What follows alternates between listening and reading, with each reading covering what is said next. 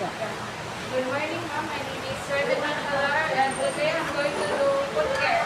The indication of this is to prevent infection, bacteria, and fungi, to promote to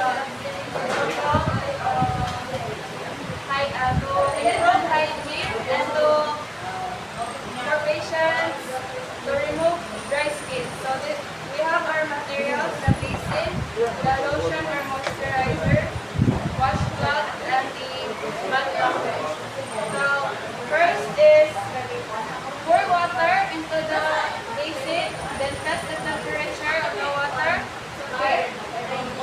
Then put all the materials.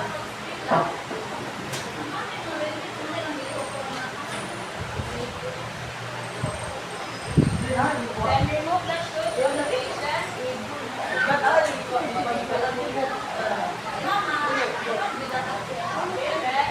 check the skin condition. If there are any skin rashes, red dots, or hematoma, then dip into the water for 5 to